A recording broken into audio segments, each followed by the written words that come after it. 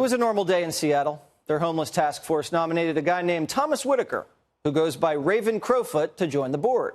Raven is one of the strongest shatterers primetime has ever seen. He's homeless, gay, an American Indian. There's just one problem.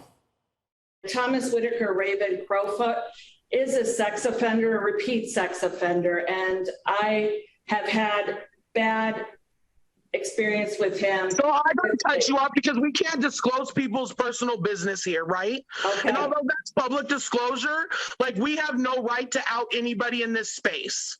Okay. I thought, thinking right? of what Like, that's just not okay at all. Okay. And I won't stand for that as the co-chair. No, we're not here to discover here. people's backgrounds.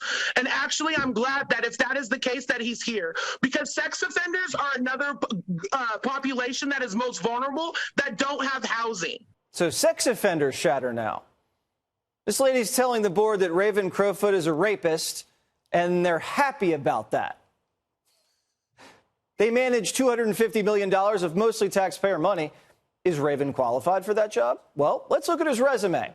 In 2010, he was convicted of raping a 13-year-old. In 2012, he was charged with raping a 15-year-old. And then in 2018, cops found him living in a tent with a minor. The guy should be in prison, not running Seattle's homeless task force. Oh, and he even molested the board member who called him out. Watch. She has touched me. So if there's a meeting where he's Christina, at, you need to take this to the police then. Christina, I have. This is not the forum. Stop, Christy. Christy, stop. As the co-chair, I'm telling you that you cannot talk like that in this meeting. I will not have that here. If anyone wants to talk like that, you will be muted and removed from this meeting, board member or public or not.